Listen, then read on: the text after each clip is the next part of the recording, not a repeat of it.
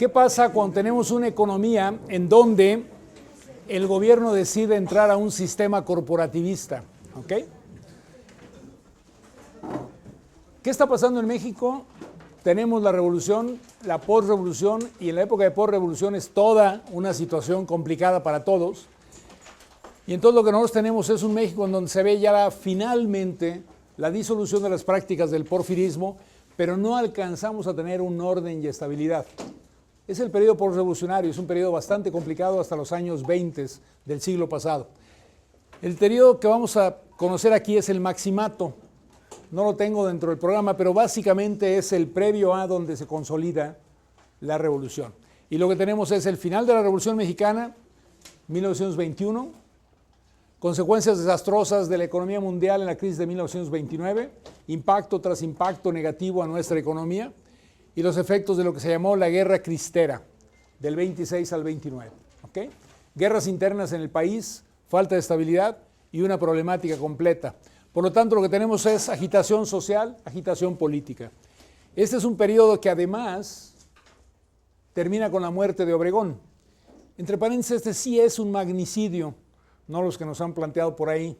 Mientras no sea electo presidente o no sea el presidente, no va a ser un magnicidio. Pero bueno, a Obregón lo matan y empieza realmente con el verdadero problema de todo el concepto que tenemos. Matábamos presidentes, por supuesto, Madero. Matábamos presidentes que iban a ser, por supuesto, Obregón. Y esto lo que nos traía era una situación compleja en el país. La muerte de Obregón, que era realmente el que había puesto en orden muchas de las partes como general revolucionario, obliga al reposicionamiento de los actores políticos y el poder recae en Plutarco Elías Calles. ¿Okay? Plutarco Elías Calles había sido el presidente en el periodo previo. En ese entonces eran 4 años. En el periodo previo a que sea reelecto Obregón. Cuando matan a Obregón, él se queda en control. Por eso se le conoce como el Maximato, porque él es el jefe máximo del país. Eliminado Obregón, no queda más que quien era presidente. Calles, que no era ningún santo niño, también maneja entonces esta relación y entiende el concepto del corporativismo que se maneja. Lo que hace es que Calles acepta demandas de los obregonistas y coloca a alguien que fuera cómodo para todos, o sea, un acuerdo. Nótese que la expresión aquí es no hay democracia, ¿sí? Lo que estamos platicando es cómo me reparto el poder, quién queda cómo. Yo soy el saliente, yo tengo el control, pero tú, el grupo obregonista, eres el grupo importante políticamente hablando en México. Por lo tanto, negociamos y designan a Emilio Portes Gil como el presidente.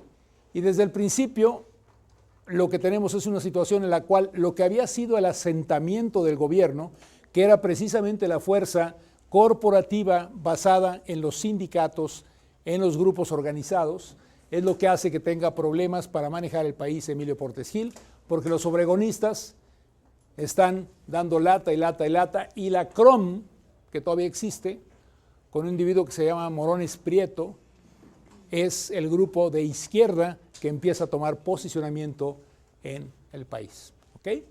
Los conflictos que le provocan esto es, vean cómo está dividido el país.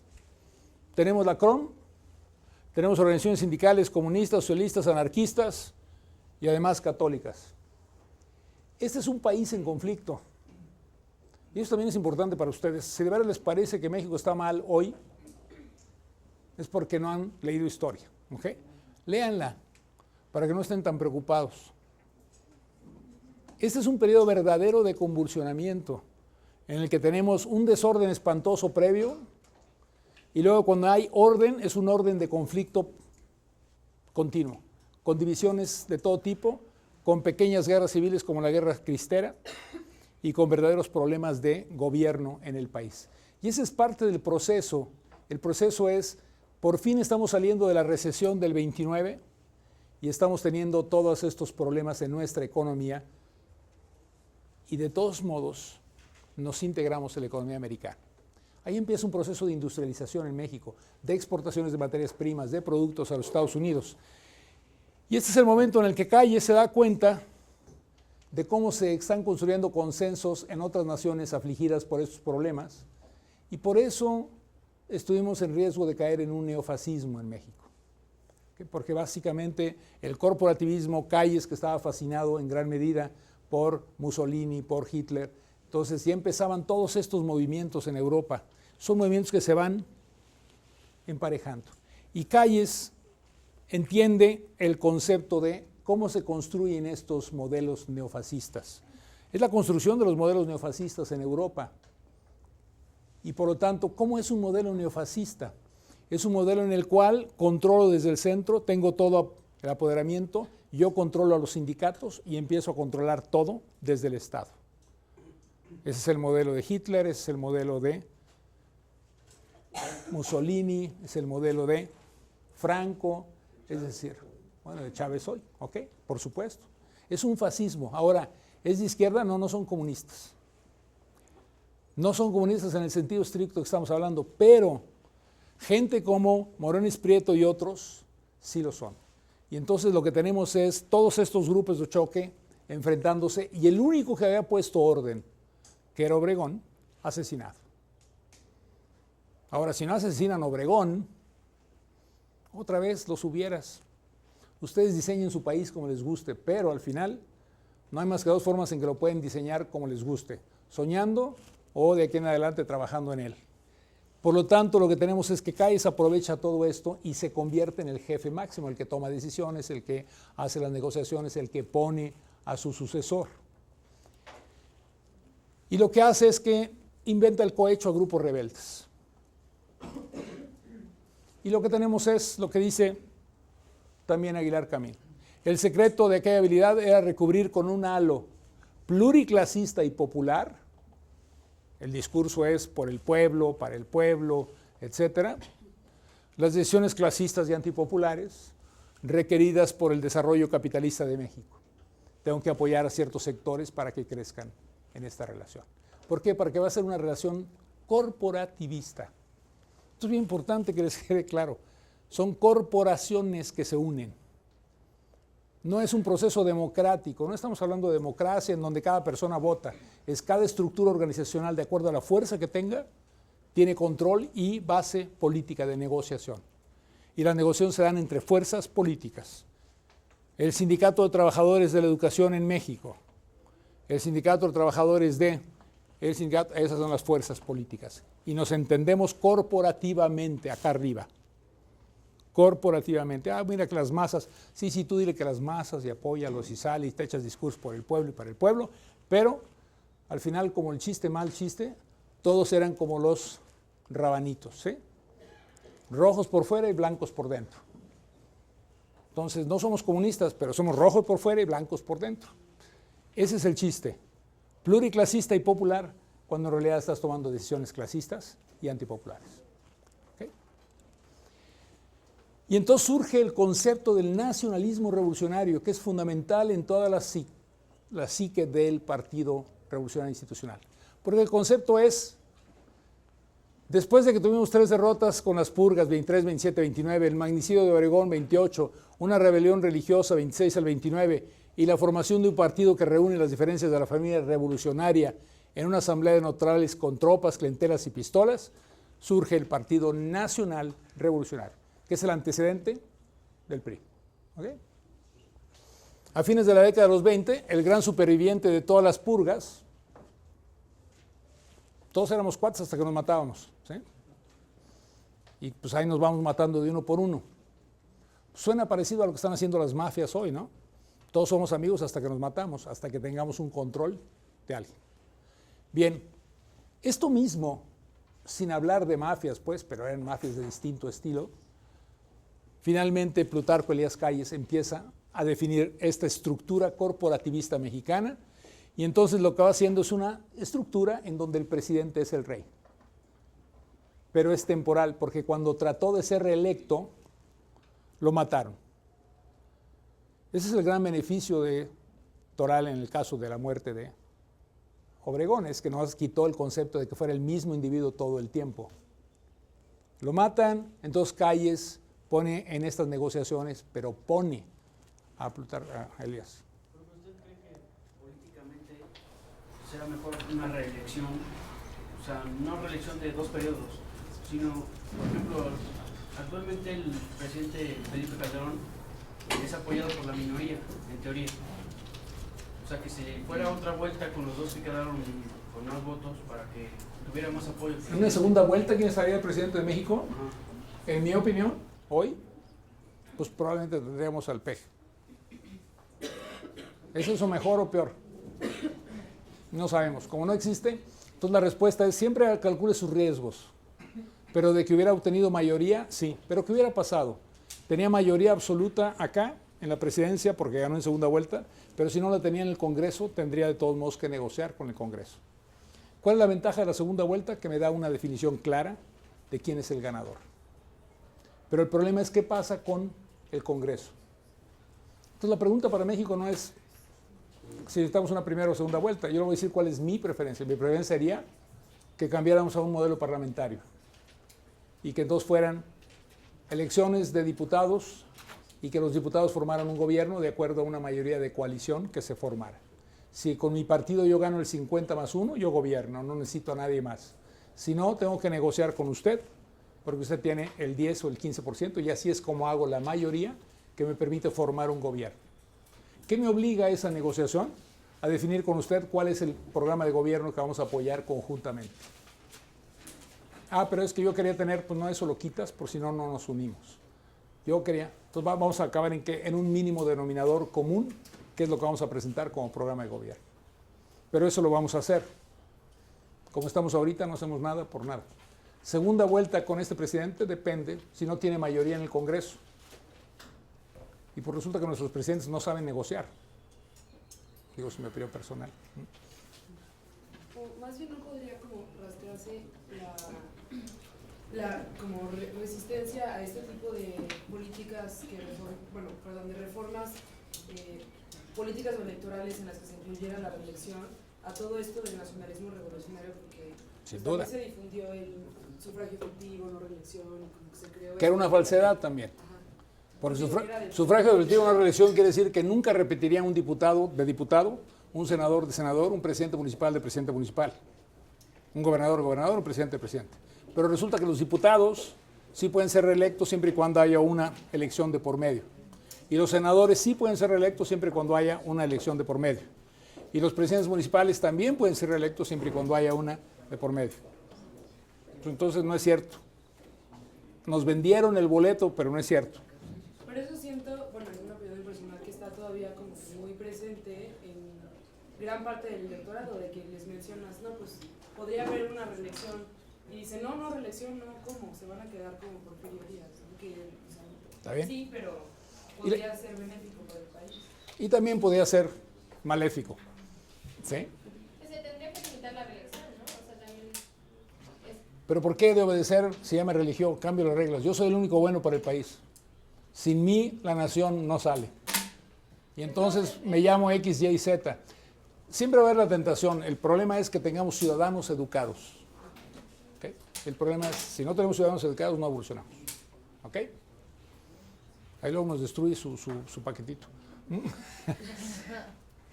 ¿Qué es lo que pasa? Todo lo que les quiero decir aquí es, el hecho de que hayan asesinado a Obregón evita que haya una repetición de las mismas personas. Calles, por lo tanto, define el concepto. Y lo que Calles define es palabras clave. Ahora que están tan de moda, cuando escriben ustedes un artículo, palabras clave para que puedan salir en la computadora. México, nación, mexicanidad, revolución, régimen. Son los términos intercambiables de este concepto. ¿Por qué estamos haciendo esto? Por México. ¿Qué somos? Una nación. Los mexicanos somos especiales. La revolución es la que nos dio bien. Y el régimen es el que mantiene la estabilidad. ¿Ok? Esto es lo que hace, pero lo interesante es, él no imagina que va a tener de sucesor a Lázaro Cárdenas. Es un tipo interesante, Lázaro Cárdenas. Cárdenas entra, y ahorita vamos a ver un video, y el ejército apoya al cardenismo porque Cárdenas sabe convencer al ejército.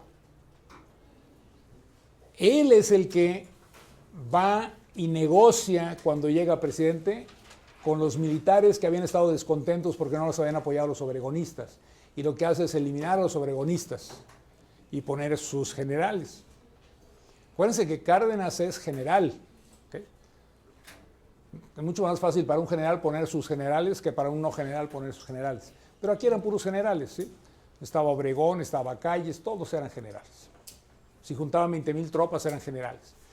Con los trabajadores entra en un cambio. Cárdenas entra y hace una relación con los trabajadores que crea la estructura sindical que tenemos hoy. Este es el problema de nuestra estructura sindical de hoy. Está definida hoy para ayer, en otras palabras. La pusimos ayer cuando tenía sentido y la tenemos todavía hoy, cuando ya no tiene sentido. ¿Okay? Y luego el sector campesino y el indígena, él sí tiene un cariño especial, lo respalda, lo apoya. A los empresarios les dice, por aquí es por donde te voy a hacer rico. Y a la iglesia llega la pacificación. Se puede tener misa, paramos a Garrido Canaval en Tabasco, hacemos las cosas que sean necesarias para que haya una estructura. Ok, vamos a ver este video para que conozcan a Cuauhtémoc Cárdenas cuando era niño. ¿Sí? ¿Lo tengo?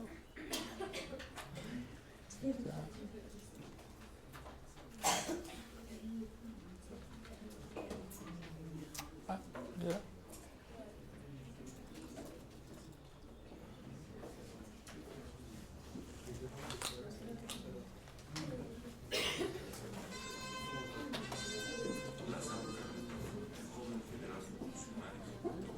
Como presidente de la República a la edad de 39 años.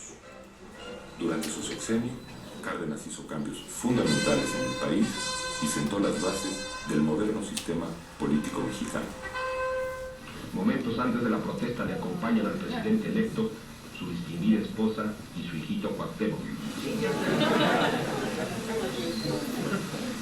Momentos antes de asumir la presidencia de la República, mi señora y yo enviamos a todos los elementos revolucionarios del país nuestro más cariñoso saludo.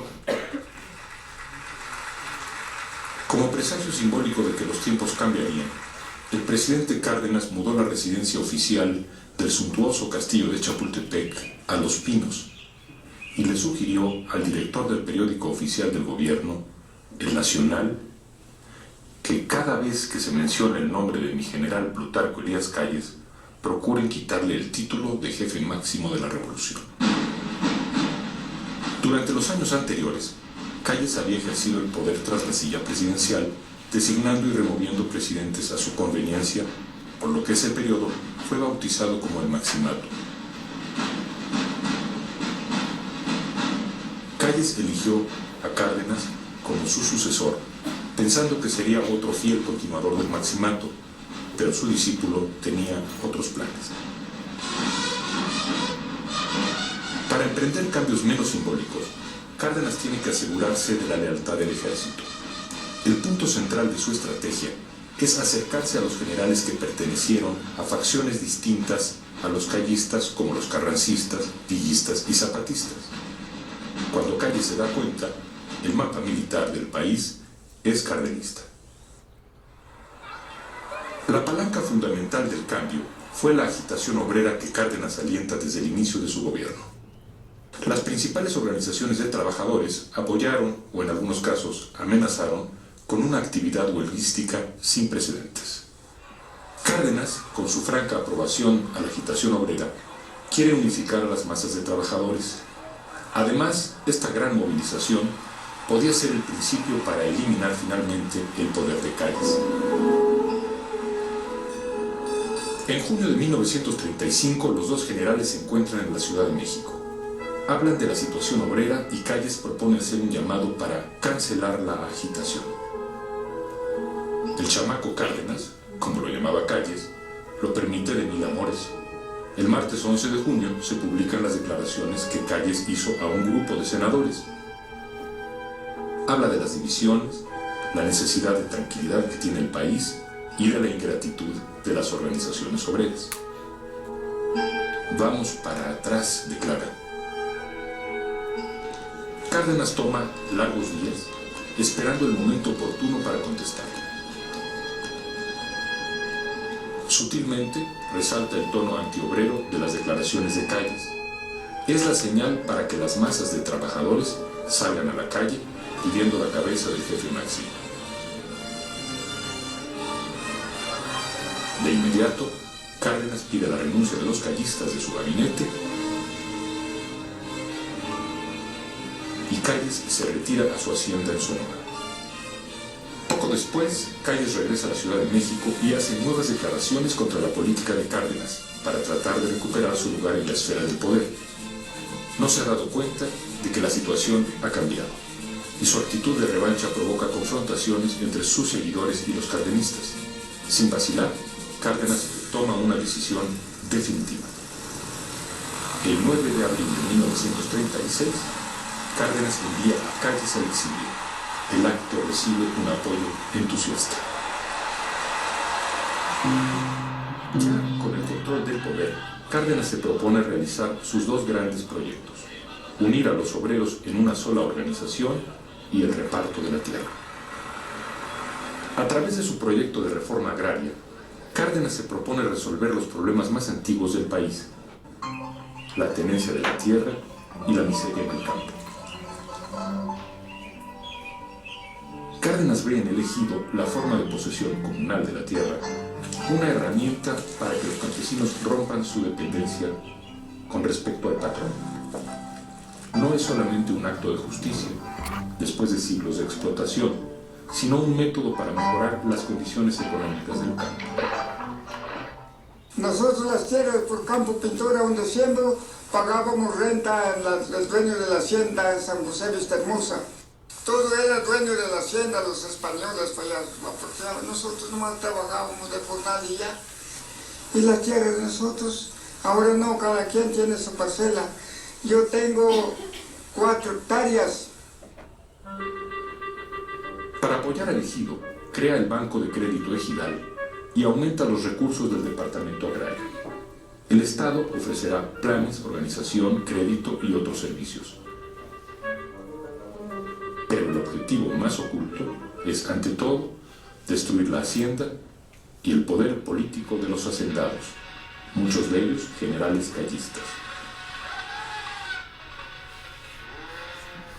En octubre de 1936, Cárdenas dio el primer gran paso: el reparto de la laguna en Coahuila. La CTM y el Partido Comunista habían hecho un trabajo sindical y político en la región. Cuando Cárdenas llega, el terreno estaba abonado para el reparto. Las 220.000 hectáreas de riego pertenecían a un grupo no muy numeroso de grandes y medianos latifundistas, entre ellos algunos generales revolucionarios. El reparto duró 6 semanas. Cárdenas no se baja de su tren olivo, de donde suben y bajan campesinos, mientras los patrones se jalan los cabellos. La entrega tuvo muchos instantes emotivos. En el aniversario de la Revolución, un exvillista le entrega su carabina 30-30 a cambio de un arado de hierro. Cárdenas se emociona profundamente. Pero uno de los problemas que se derivaron de la premura con que se hizo el reparto fue la distribución de tierras. Como la ley daba al afectado el derecho de elegir 150 hectáreas, los hacendados se quedaron con las tierras más fértiles cercanas a los canales de riego, el núcleo administrativo de la hacienda, los almacenes y bombas de agua. La que siguió en turno fue Yucatán. El Emequén había dejado prácticamente de estar en uso, la demanda del Emequén ya era muy poca. Y entonces las plantaciones y las instalaciones de estas haciendas ya eran poco productivas. Pero seguían en manos de la casta divina y esta no estaba dispuesta a dejarlas ir sin pelea, ¿no? En Yucatán, en solo 23 días, Cárdenas expropia 360.000 hectáreas y las entrega a 34.000 ejidatarios. Se prometen muchas cosas y el proyecto incluye la fundación de un instituto agrícola en Mequenero. El Banco Ejidal prestará 35 millones de pesos sin intereses por el tiempo que sea necesario. Por desgracia, el gran ejido yucateco no funciona. El Banco Ejidal se comportó como un patrón rígido e impersonal y además como un patrón corrupto. Un año después, los campesinos yucatecos le echan en cara a Cárdenas la miseria, el hambre y el descontento que privan en la zona. Los ejidatarios se preguntan dónde quedaron los 35 millones prometidos. Y todo este descontento es el resultado de la falta de planeación. El presidente se lamenta. ¿Qué nos ha pedido Yucatán que no le hayamos dado? En cambio, en términos políticos, la reforma agraria había tenido mucho éxito. La clase hacendada desapareció del mapa y el Estado resultó fortalecido. Habían desaparecido el amo y el patrón, pero los sustituía una inmensa red burocrática que iba desde el comisario ejidal hasta las oficinas del departamento agrario. El campesino no es el dueño de la tierra, es el Estado quien eventualmente se convertirá no solo en el dueño, sino en el rector de las decisiones políticas de los ejidatarios. Además, se abrió el camino para que en el futuro los campesinos fueran utilizados, tristemente, como ganado político. Los 350.000 agremiados a la recién creada CTM tienen cuando menos 2 décadas de fogueo en la lucha sindical. El beneficio inmediato que los obreros obtienen de su vínculo con el Estado cardenista es una nueva relación de fuerzas con la clase patronal. El gobierno se convierte en el árbitro y regulador de la sociedad. El espíritu corporativo ejercerá desde entonces el control sobre las organizaciones de trabajadores. La CTM entonces tuvo 2 grupos, uno que se consideraba fiel observante del marxismo y otros que pues no sabían de eso, como Fidel Velázquez o algo así, entonces que les hicieron los lobitos. Esta confrontación se prolongó durante los siguientes sexenios. Lombardo Toledano, partidario del marxismo y quien pasaba mucho tiempo fuera del país, fue desplazado años después y se impusieron los grupos encabezados por Fidel Velázquez, quien se convirtió con los años en un baluarte del sistema político mexicano.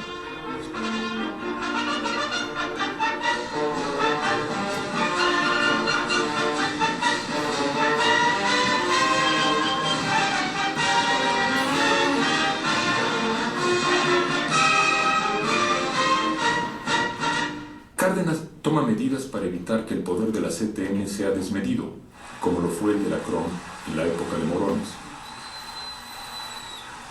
Deja con vida otras organizaciones sindicales para que sirvan de contrapeso a la CTM. La CROM fue una gran organización del año 18 al 29, pero se despreció mucho con la actitud de Morones, que entonces era secretario de Industria y Comercio y tenía una casa en Tlalpan que hasta Plaza de Toros había, ¿no? Y pues la CTM ha logrado perdurar porque ha tomado muy en cuenta esa experiencia para no hacer lo mismo. Como otra medida de control, Cárdenas impide la incorporación de los burócratas y campesinos a la CTM. Y tiempo después, crea la Confederación Nacional Campesina.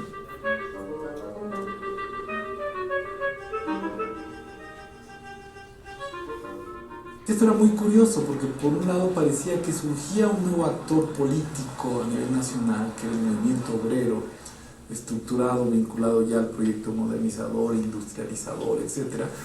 Y por otra parte, el campesinado, pero como hijo menor del régimen, es decir, como personas a las que debían tutelarse, ¿no? Sin embargo, la actitud de Cárdenas frente a los obreros no fue siempre la misma. En 1936 las huelgas no eran desacertadas ni antipatrióticas. 3 años después, en 1939, sí lo eran. La nueva línea con los obreros tuvo su origen en el momento de la sucesión presidencial, que se volvía prioritaria para el Estado y exigía un clima de equilibrio. El sentido de fondo es, sin embargo, el mismo. El Estado vela por la nación, es tutor, es árbitro, es el supremo juez.